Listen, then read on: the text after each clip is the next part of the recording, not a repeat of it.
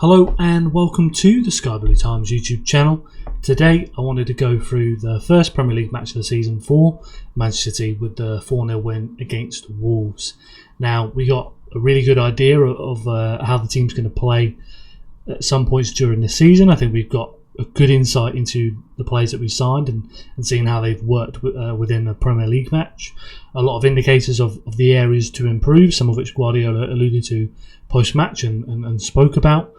And I think when you're looking around the rest of the league, you've also got a good idea of these other teams that could be in the title race, could not be in the title race, who's going to be competing for the top four, the quality that shifted around the league, and teams to be probably concerned about in upcoming matches, and teams that so far haven't impressed as much as we would have thought they would have done. Now, let's get right into it. So if we move over to this one here, this is a real standout. I believe finishing the weekend, Manchester City were the team that covered the most distance in the Premier League. I think SofaScore has it around 122 kilometres across the entire team, and then I believe Arsenal were 119 or a little bit less than that, so still ahead of pretty much still ahead of all the teams. And then when we look at the individuals, it's good to see that Nico Gonzalez 12.5 and Tijani Reinders 11.8 are in the top 10 for players in the Premier League.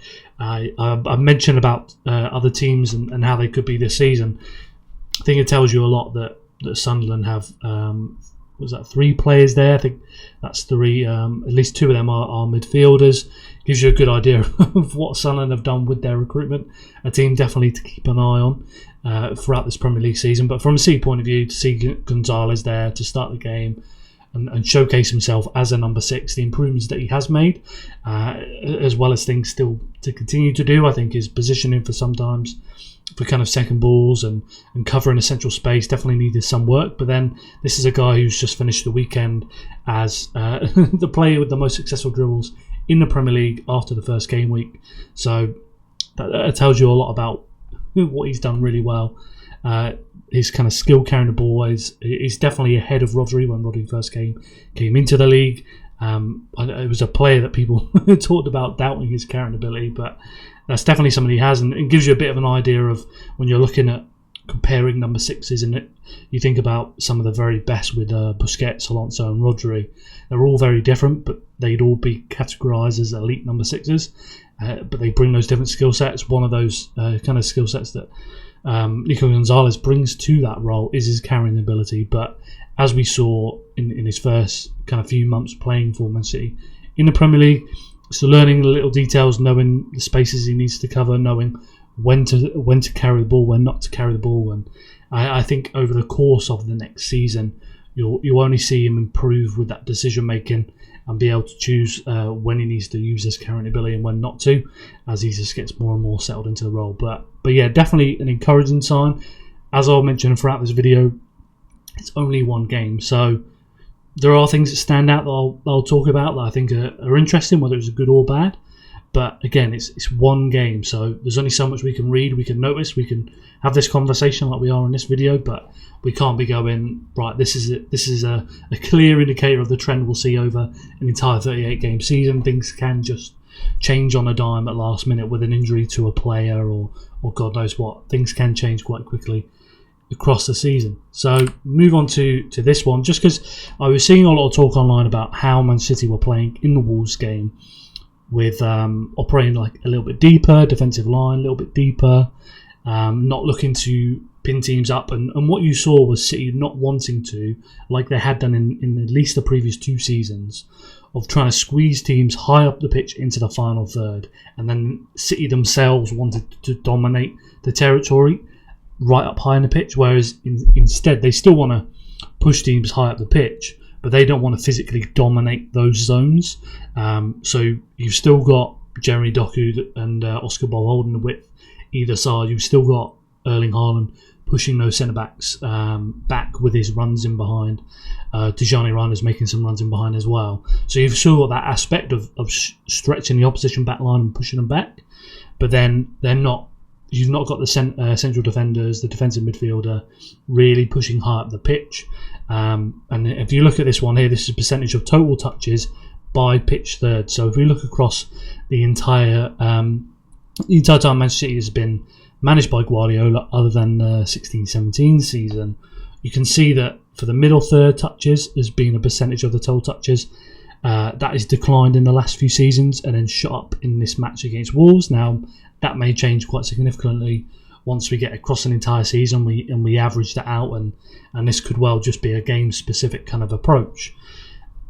But it's just interesting to look at. If we look at final thirds, relatively kind of the same level, but then last couple of seasons that continues to go up, as I mentioned earlier, pushing teams up the pitch and kind of dominating those zones by having City players in those zones on the ball very high, and then defensive third touches as well, hovering around the same level, and then have risen over the last 3 seasons and then spiked up in the game against Wolves. And I definitely say this kind of defensive third touches definitely lines up with the kind of introduction of De Zerbi to the league with Brighton, that kind of idea that Guardiola liked De Zerbi doing, which is to bait the opposition press from more deeper zones. You think about the last 3 seasons, you will also bear in mind that that was the time where we see more and more of City baiting teams from the goal kicks, nice and deep, Ederson coming out, joining that back 4, and so on. So I don't think that's a surprise, but obviously against Wolves, those number of touches spiked, and then the final third touches have dropped. So that really is giving you an idea of the kind of approach that we did see in that game. Bearing in mind that part of that will be that Wolves did have moments in the game where they were better on the ball and retained possession for some periods. Think about the first kind of 10-15 minutes of the second half that Guardiola pointed out about being an issue. Certainly within that, I think City's Wolves come out with a really good intensity. City wasn't at the same kind of level that we saw in that first half, and when there was moments to win the ball back and then get into a settled rhythm on the ball, they just weren't able to do that. You saw poor decisions where they'd win the ball but then not make that nice simple short pass back to be able to reset and recycle possession, and Wolves were able to just keep hold of the ball that bit longer during that period. So that will definitely play a part in this as well. If we just move over to this one here, I mentioned about defensive lines. Now this is the metric itself. It'd be a defensive line, like it's based off the defensive action, so it's not going to be entirely this straight line was here for the average of the game. But this is where that defensive line was making their defensive actions. So it gives you a very good indicator, but I just thought I'd mention that in there. And this is a rolling 8-game average from last season of Manchester City in the Premier League. And then in the red dotted line here, this is the Wolves match defensive line height. And as you can see, this is much lower than the average is telling us that Manchester City operated last season. And the point behind this to mention is that a lot of this was driven by City's performance being poor against the teams they were playing that season, rather than it being a conscious choice to drop the line and operate deeper. And as we saw in the match against Wolves, I mentioned earlier, City still wanted to stretch the pitch and stretch that back 5 and push the 3 centre-backs back with Erling Haaland. But then they didn't want to close that space they'd opened up between the lines. They wanted to keep that a little bit more open, send central defenders a little bit deeper, knowing that eventually once they can get the Wolves players to bite and jump, then that would kind of cascade from one player to the next, and then City were able to jump in and attack those spaces. Reminded me a little bit of the Crystal Palace game we played at home, where you were just waiting for a Palace player to bite, and then as soon as they did, as soon as the central defender jumped to follow that central midfielder, then it was game over for Crystal Palace and it was easy for City to play through them. Now imagine that Manchester City have upgraded the players that can expose those situations. So you're talking about somebody like Tijani Reinders in the team. You think about even John Stones being as one of the centre-backs, long-legged, could carry the ball. If you can draw players in and shift it across the Stones quickly, you can really run into that right channel and move the ball forward. Rico Lewis very smart with his positioning on that right channel as well to find space and then carry the ball forward. So yeah, you can see why City just wanted to be able to draw those players in. One of the goals we'll get onto a bit later.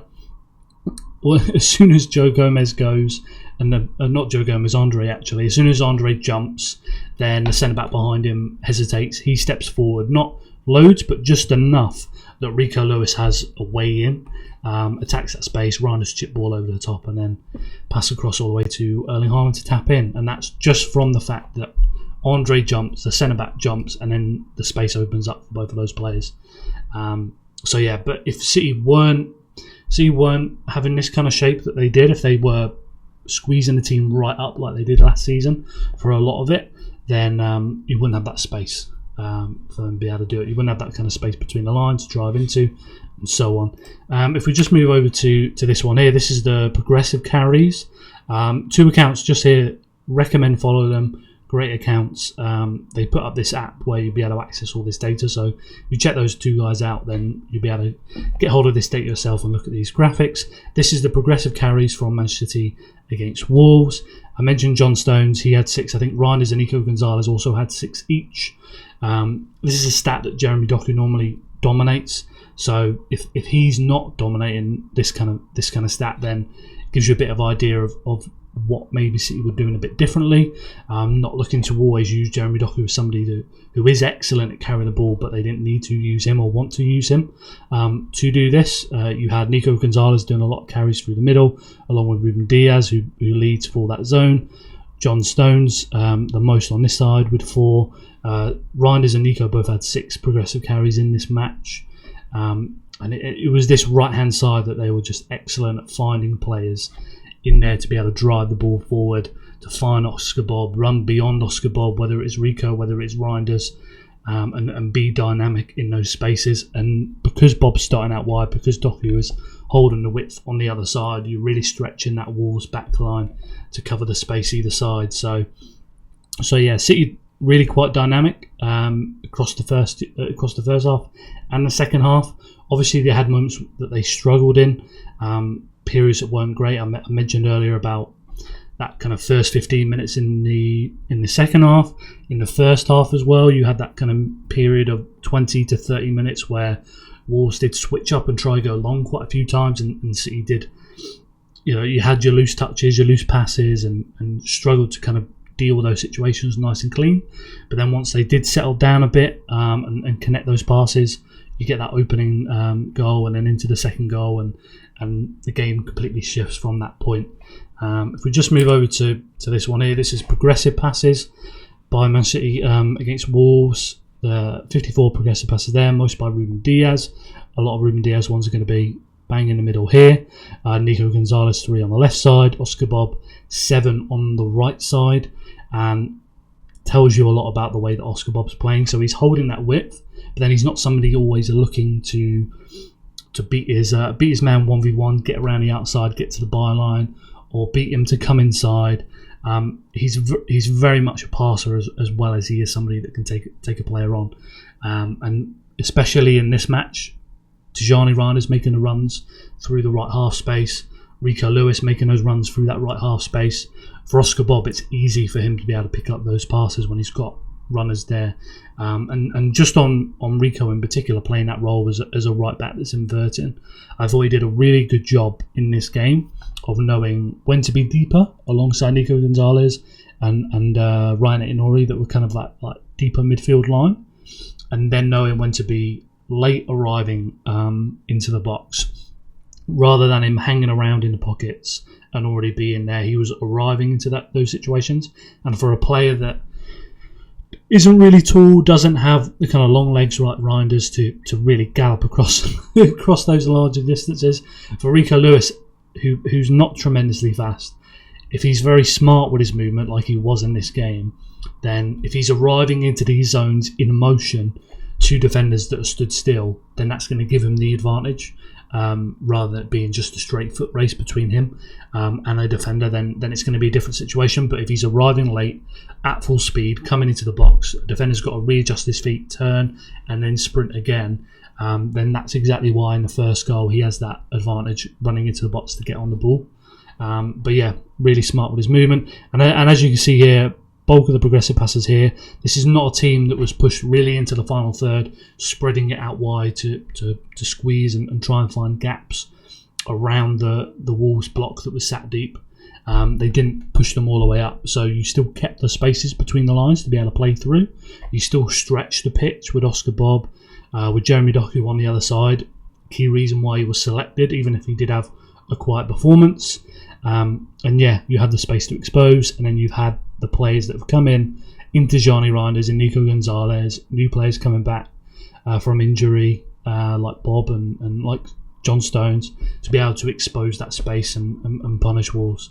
But yeah, it wasn't plain sailing. But good to see this, and especially when you're thinking about games coming up against teams that are lower down.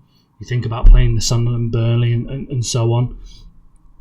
It is encouraging for me to see this kind of performance, because as much as people talk about the defensive issues last season, another big problem was creating enough chances, being able to cut through teams, and they've made a really tough away game, usually in the last couple of seasons, look quite easy to deal with. So if we just move on to this one here, this is box entries. I mentioned earlier Jeremy Doku having a quiet game. What I would just say is, one, important that he played to hold width. So if we play these games 10 more times, Jeremy Doku should start every single time. You don't want Marmoush out there to hold width. Jeremy Doku is the guy for that. But for me, he was doubled and tripled up on. Bernardo Silva wasn't anything like Tijani Reinders was running in the right half space for Oscar Bob to support. There was one really good run Bernardo made, which is this pass here. From Jeremy Doku, picks him out. Bernardo across the 6-yard box. Haaland hasn't got his jump timed correctly, otherwise that's a dead easy goal for him to head straight in. So the one time he gets that proper run between, into the half space between the fullback and the centre back, the first time Bernardo makes that run, Doku picks him out. We create a great chance, but he didn't really ever have that from Bernardo. And with the way that Inorri was playing, as I'll touch on a bit later, he was really quite deep. I believe Jeremy Doku had 5, which was one of the most, 5 passes into the left half space, which would be here, where he picked out Inorri in here. But then with Inorri, when he got into that position, really wasn't decisive with the pass into the box, whether it was a cross, whether it was a shot. But he did find him a number of times, and it just didn't really kind of transpire into anything. But he held the width very well. I'll touch on a pressing a bit later, where I feel like that's an area that he has to improve if he wants to be that starter week in, week out. But I think when we're going into games this season, we've got to be careful of finding the right line, and this is something I think people struggle with online. That line of what is like a quiet performance, where you didn't really do too much. There's a big difference between that and a really poor performance. So there are some mistakes out of possession I'll touch on. But he had a quiet game because we just didn't really use him at all. On that left-hand side, too much. It was all going through Oscar Bob, Tijani Reinders, Rico Lewis, John Stones on that right-hand side. And then add to that, as I mentioned, with Bernardo Silva, with Inorri, there wasn't really that kind of support. So if this guy is going to have 2-3 guys in him every single time, then you have to be able to support him, regardless of the fact that it's Jeremy Doku and he's normally excellent at beating players 1v1. He's not going to perform miracles and beat 3 players every time he gets the ball either. But he retained it really nicely, didn't lose it easily at all on that left-hand side. But yeah, as you can see with this graphic, everything was coming down the right-hand side. You see that with Wolves, everything was coming down their right-hand side, which is our left-hand side, which again tells you about some of the issues that Inorri, Jeremy Doku, and so on had on that defending with that left-hand side, despite Inorri topping loads of great metrics for defending. I think when you're trying to separate what he does very well, he's obviously not a bad defensive player. I've seen him be great 1v1 dealing with the likes of Salah and other talented wingers very, very well. So 1v1, more than happy with him. Making recovery challenges, so that kind of that ball over the top, and then Inorri gets back and manages to get a touch on the ball and knock it out of play, sprinting back and making those recovery challenges. More than happy with him there. Where he needs to improve, and this is part him and part to do with the winger in front of him, is when he's pressing and making those kind of direct presses where you jump up on top of a player that's received the ball. We saw it against Al Hilal. We saw it again in this match. He goes kind of far too tight, and then he leaves that space for somebody to be able to come inside and then drive at the back line.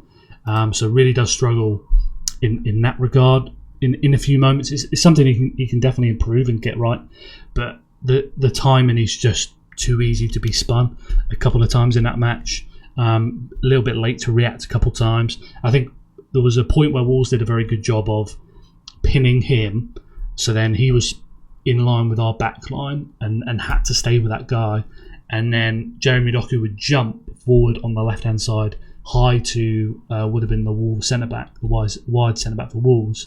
He jumps, and then you have that chasm of space between Doku and Aït-Nouri, and suddenly you need a midfielder to be able to come across and deal with that. Bernardo Silva. You just saw that space kind of open up at different points for different people. Whether it was Aït-Nouri pressing not as great, whether it's Jeremy Doku busting forward, but then once he passes past Doku, he's not somebody that's busting himself back to track back, and then suddenly Aït-Nouri's not in a great position. And then as well as that, Bernardo Silva making sure he comes across to be able to deal with those situations. I was thinking heading into the season, Tijani Reinders on that side would be great, but it looks like he's doing wonderful playing more on the right hand side. So getting the right mix of whoever's going to be the midfielder playing more on the left side, the left eight, will be interesting to see. But just that left-hand side for City, you compare it to Bob and Lewis on the other side, who, when they press, it's like they're in sync, like they read each other's mind.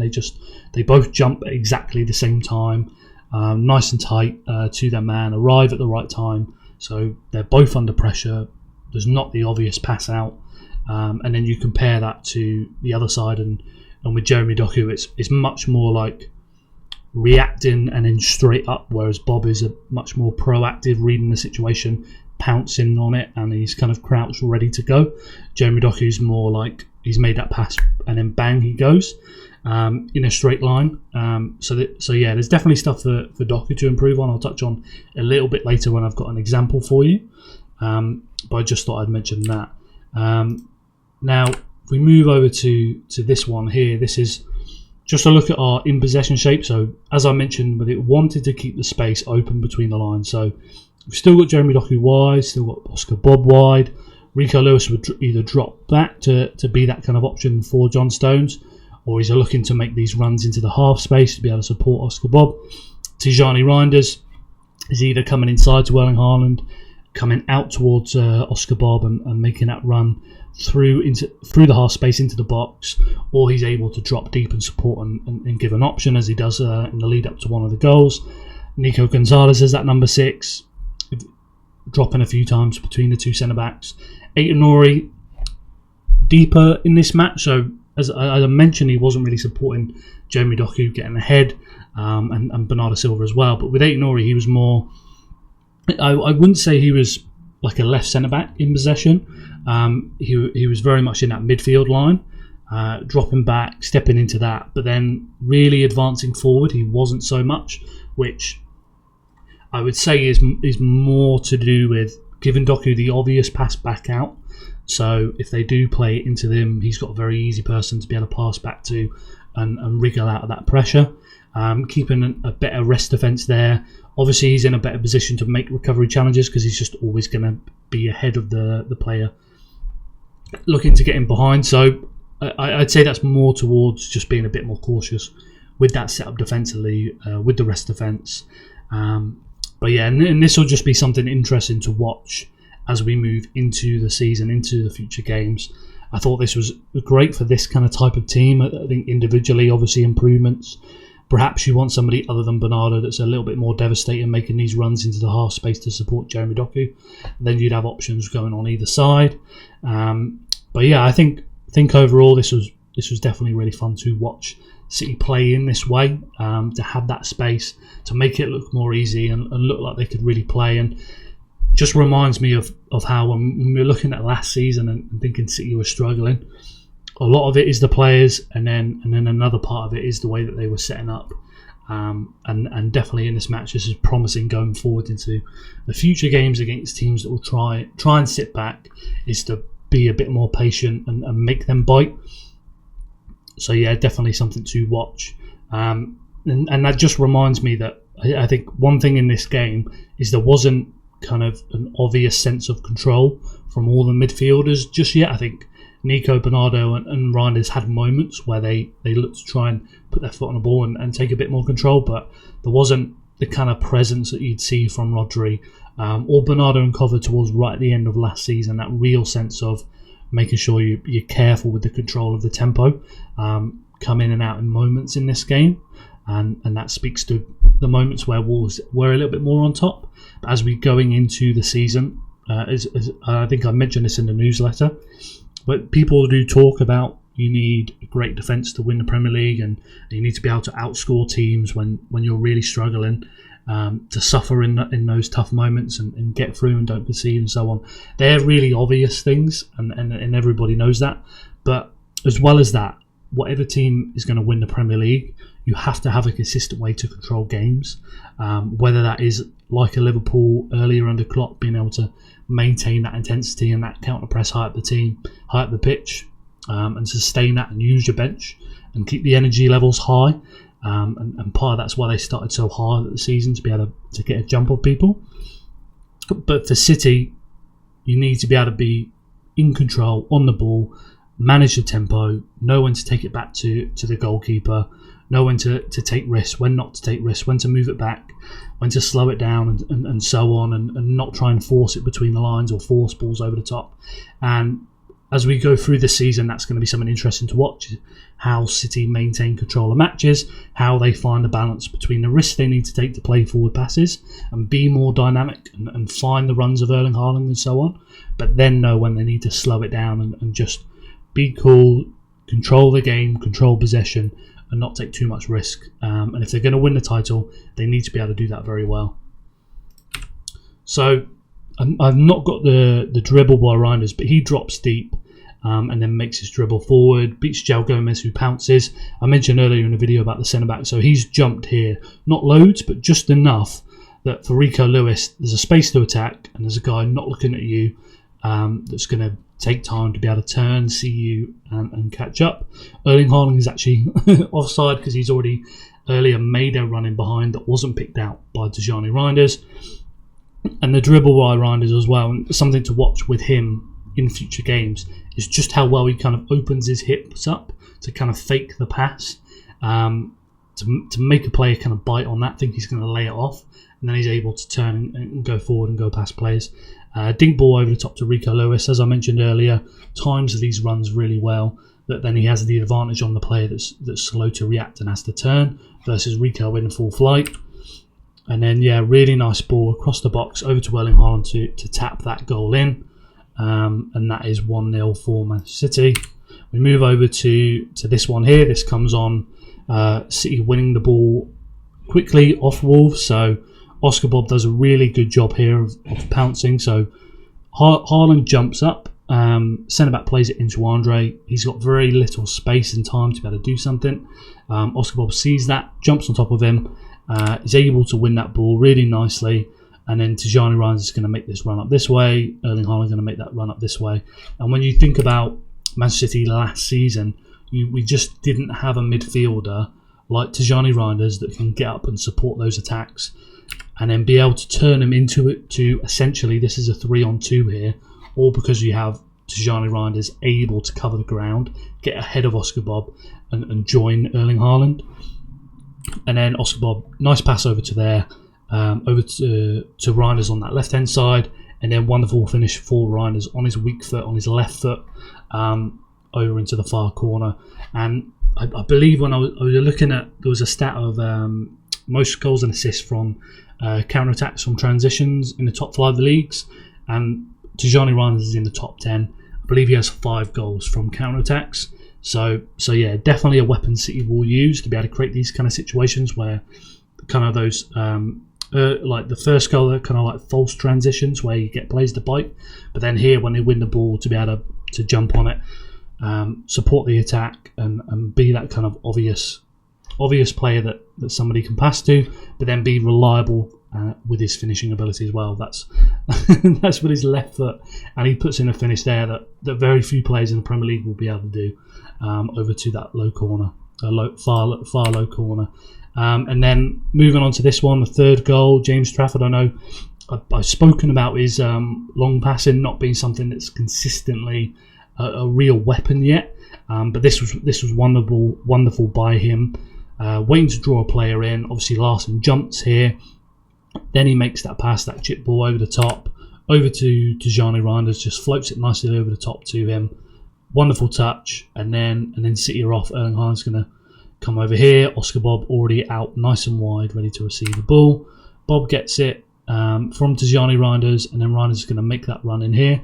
I think one thing to mention, and obviously Doku over here for holding the width, is with Haaland, and we've seen in different games. So the Palmeiras match, if you remember that one, the opening goal for that, Rico Lewis passes across the box to him in the middle, and then he takes that shot. What's interesting is he wasn't looking to attack the box and go to the near post or the back post and just run straight with a centre-back with him. And as you can see in this match here, he comes over behind Tijani Reinders. He curves his run to stay behind Reinders as Reinders is going through the half space into the box. You see, once Reinders is in the box here, lays it back to Erling Haaland. You'd think in a lot of the games of last season, Erling Haaland is more central in the box, looking to go to the back post to receive a tap in. But no, he's delayed his run and then arrived to come onto that cutback and blast the ball with his left foot over into the far corner. So I think that's really good. That tells you about the players that are kind of stretching the pitch and making space for Haaland, because Reinders is the one that's really pushing that back line. There's that space in front for Erling Haaland to try and pick up in. And last season, we just didn't have enough of the players that were willing to stretch, get beyond, and make space for Haaland to try and find in the box and then be able to take more shots. So yeah, really good stuff. Obviously a wonderful goal. And one of the things with this goal, makes me think of when you're playing the top six, the real quality that City have in these moments where they're not games you're going to be easily breaking down those teams, but in these kind of decisive moments, that ball over the top, City have the players that can score those goals now. And we'll definitely find out in the next game against Spurs how well they do in those moments. And then we move on to this one. Obviously, Shirky comes on. It's funny how similar this goal is to the one he scored in the Club World Cup. I don't think you can track back heels per game, but if you did, Shirky is probably top of that list over the last couple of years. Nico Gonzalez into him. Shirky back heels to Nico O'Reilly. O'Reilly gives it back to him onto Shirky's turn, so yeah, as you can see here, to O'Reilly. O'Reilly passes back. Shirky takes a couple steps over to his right hand side, and then low shot all the way across to the far corner. Really kind of like reminding me of the goals De Bruyne would score from the edge of the box with either foot, where he'd kind of really drag that shot into the bottom corner nice and low. And Shirky's had that. I don't think before he moved to City, I think he had very few goals, if any, outside the box. And yet he scored that one, the volley for France when he came on for his country. In the kind of moments against Spain, he's got the one he scored in the Club World Cup, just like this goal, and then obviously this one against Wolves. Great start to his City career, coming on for those last couple of minutes. I believe Guardiola spoke about bringing him on for that kind of sense of control. And when you think about resting Erling Haaland, obviously Marmoush come on for Jeremy Doku, so he's not the guy you're bringing on in this game to reduce Haaland's minutes and give him a bit more of a rest. Now the game's coming towards the end, but you've got Shirky that can come on and add a bit more control as a false nine, drop deep, off solutions, can carry the ball through the midfield, can play those 1-2s. So yeah, really useful player, not only as a starter, but then also when you're trying to look to have a little bit more control in games, especially in that midfield area. You've got Shirky on the bench that can do that as well, as being your kind of like creative force in games that he does start. And just on the subs, I think Pep definitely made a good set of subs. I think it was O'Reilly come on for Bernardo Silva, Mateus Nunes come on for Rico Lewis, and then Marmoush come on for Jeremy Doku. Doku, I think, was really kind of flagging towards that kind of 60-minute mark. So I don't think he looks as fit as he will be later in the season, especially for a player that is so explosive. You're just not going to see his very best If he's not fit, I think first kind of 10 to 20 minutes, really good pressing from him, but kind of sustaining that over the full 90 minutes like we saw at points last season. I think that will come a little bit later on once he gets that fitness back up. So I think that was a good move, and obviously Marmoush brings that intensity right away. I like the O'Reilly sub. I think kind of quite telling that he come on instead of Gundogan, as that kind of physicality to the midfield, not somebody that's running around, constantly kind of applying pressure. Bernardo is great at that, but there's points in the game where you don't need to have your midfielder constantly running and closing down distance. You just want to be a bit more settled, and O'Reilly's able to do that and just slow it a little bit more down, as well as Shirky coming on a little bit later. So yeah, I think really good moves to kind of stem that kind of tide from Wolves, where they were getting a bit more into the game, and this just brought City a bit more control back in the midfield, and just a bit more kind of capability to win the ball back. So yeah, really good stuff. I think across all 4 goals, impressive stuff. Main thing is just the quality of those goals, the quality of those actions. When you're looking ahead of some of the games that we'll have this season, to know that we've got the depth of quality on the pitch and on the bench, to be able to change games on the bench, to be able to have players on the pitch that start the game that in any moment can find a way to hurt you. You think about Tijani Reinders maybe, and I tweeted this earlier today, he's not an easy player to be able to think about a game plan. So if you're Thomas Frank looking at Reinders going into the game coming up next weekend, he can operate in any zone, he can operate in any phase of the play, he can be important in a build-up, progressing the ball creatively, with his runs off the ball. So it's kind of like anywhere of the pitch, any kind of stage of the game, Reinders can have an impact and really kind of change the game, as well as being able to use either foot to finish. It's just such a tough player. And then you add the fact that he has that engine that can go for 90 minutes. He's just always going to be looking and eventually going to find a way to hurt you. That it's just so difficult to try and think about a game plan specifically for that player. If I was looking at, like, for example, I remember the game that Bayern Munich played against Leverkusen in the Champions League. Company come up with a really good plan with Upamecano and Kimmich handing off to one another to track Wirtz between the lines, and Wirtz just struggled to find space somewhere to be able to impact the game. Now, obviously, young player, very talented, and I'm sure in the future he'll get better and better at that. But when you look at somebody like Tijani Reinders, there's so many different areas of the pitch he can impact the game. Like De Bruyne, there's so many areas of the pitch he can create from, that with players like that, it's just going to be very, very tough to completely rule them out of a game with a game plan like that. You need your team to be focused for a full 90 minutes, and even then you're probably still going to be able to struggle to completely stop him. So yeah, really encouraging stuff moving into the next set of games. This is another thing. This is just to point out the central space. So Nico does what he should do to come over to this guy. Now, if Doku was quicker tracking back, Nico's not going to be dragged out to apply pressure on this player. Nathan Ori waiting to jump out if the ball goes to this guy over here. And then Reinders watching the ball, not quick to get back to cover the central space. Now, Wolves haven't got a player running into that, so Andre João Gomez could make the run into that space, be a bit more dangerous. You think about somebody like Szoboszlai playing for Liverpool, starting deep and then making that run into the top of the box to be able to score. You've got to be switched on to defend that space, and not obviously in this example, Larson makes a good movement to drop back, and Stone still manages to make a block. But if Wolves had a player trying to crash the box running into the space here, Tijani Reinders is just that little bit too slow, where he's not switched on and driving back into that space. And it's just something not overly critical, just something when we're looking at future games, they have to defend that space better. Now, if Rodri's fit and he's starting, probably won't ever have to worry about that.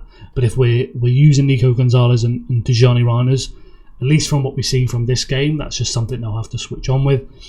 Obviously, earlier in the first half, there was that moment where Reinders was slow to react. He actually scans, sees the guy running behind him, but then doesn't go quicker. Receives the ball, guy comes behind, puts pressure on, wins the ball, and Wolves were able to attack.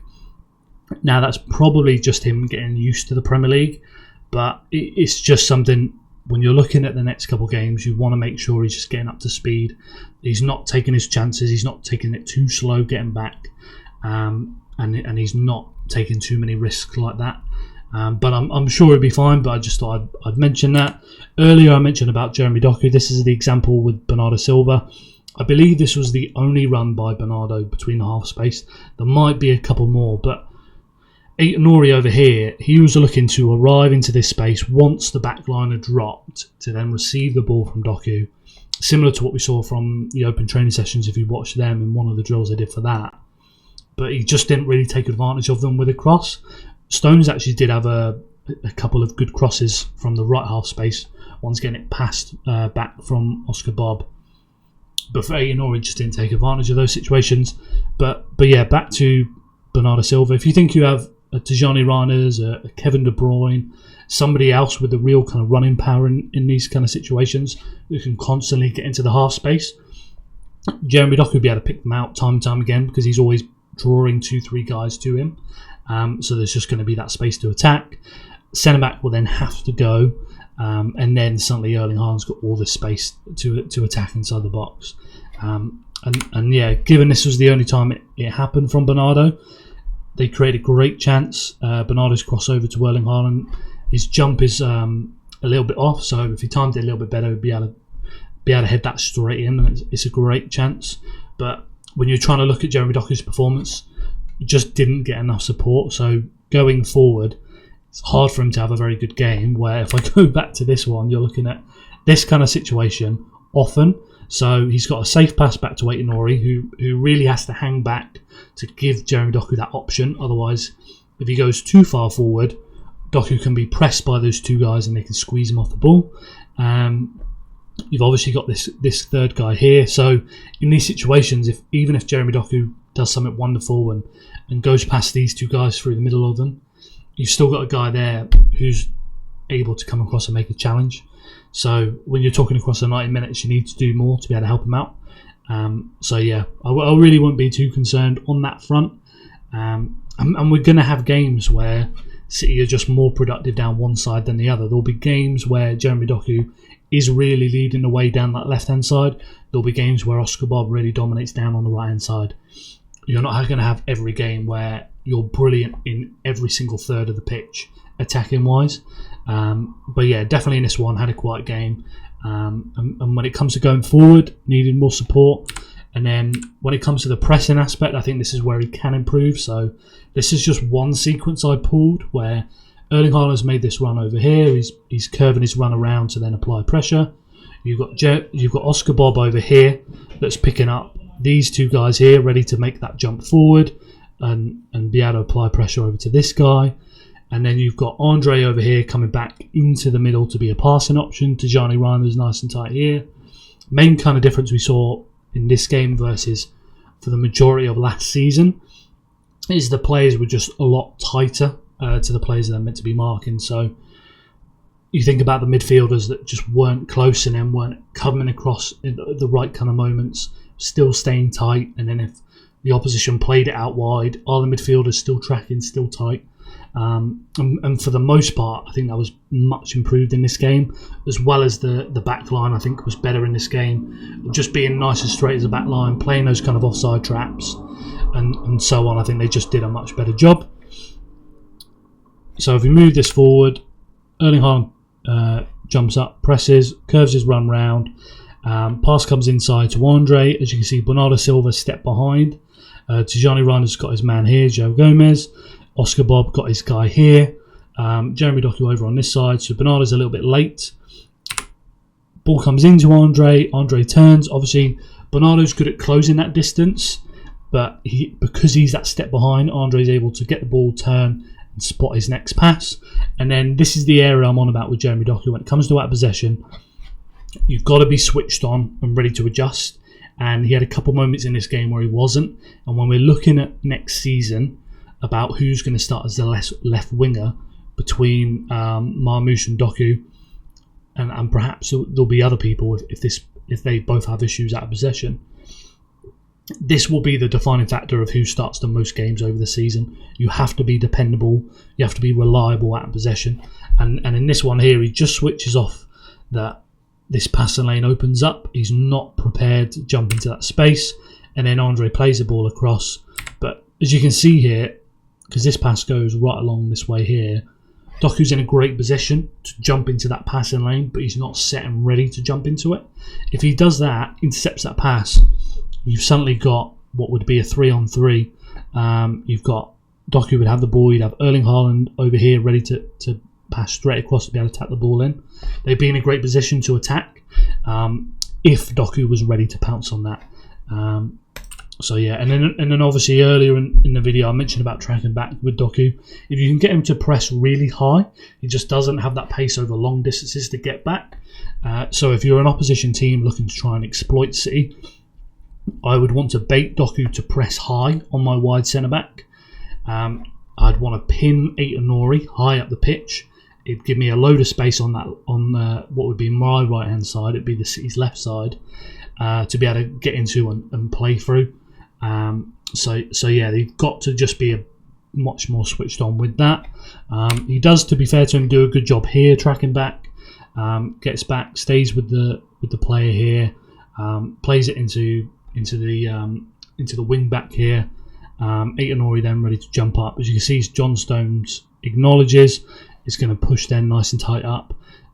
Nico's already back. Ryan is already back. Bob's already back.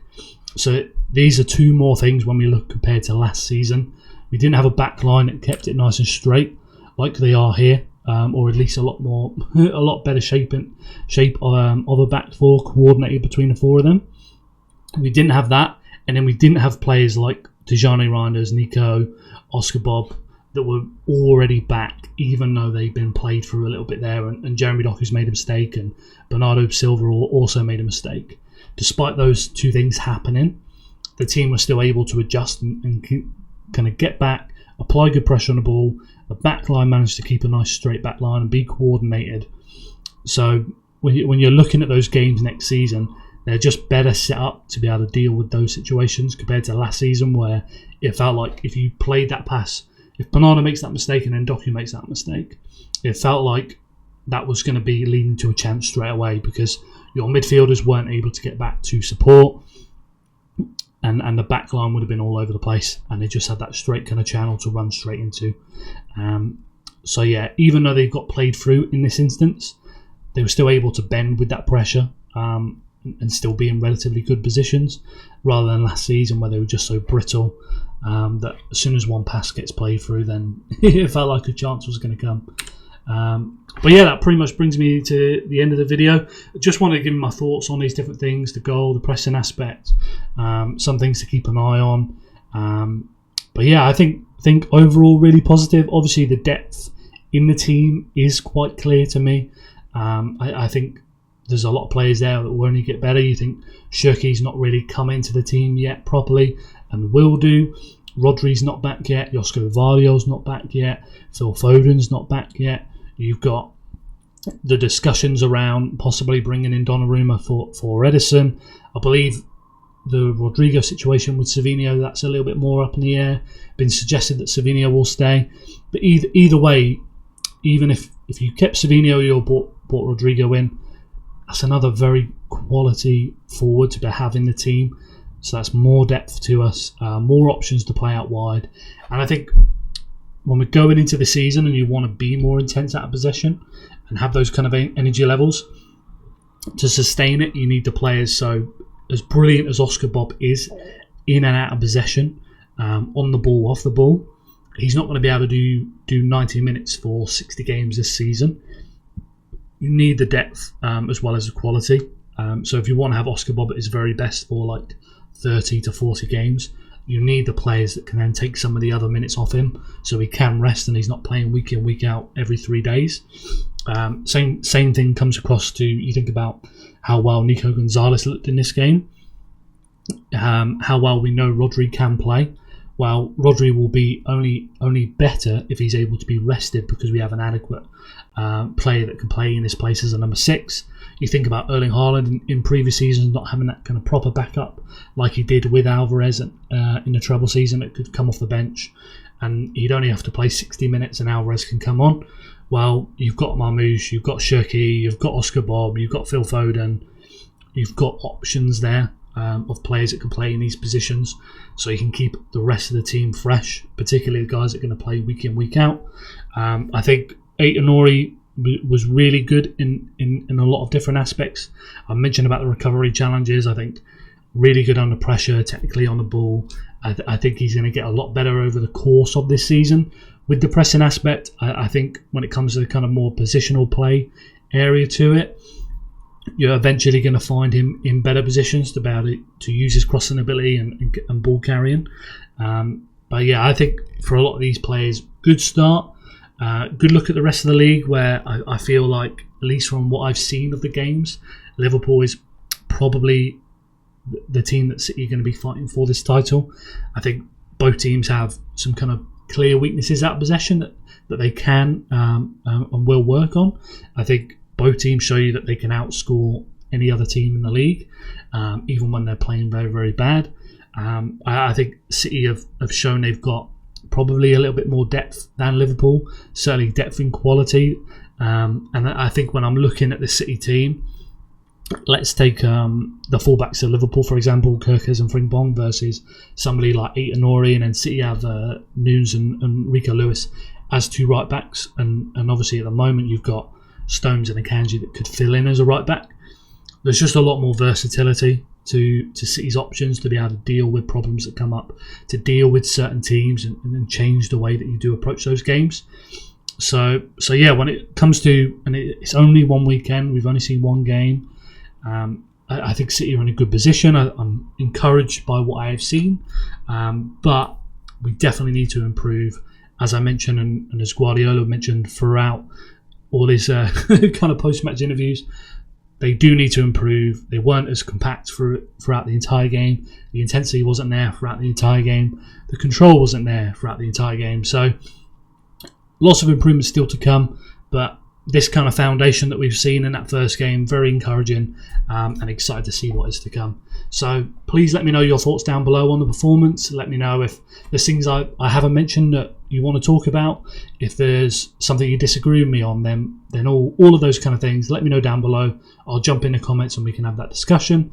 Please make sure you support the channel by liking the video, subscribing so you don't miss out on the next video, and we'll be back with more content this week.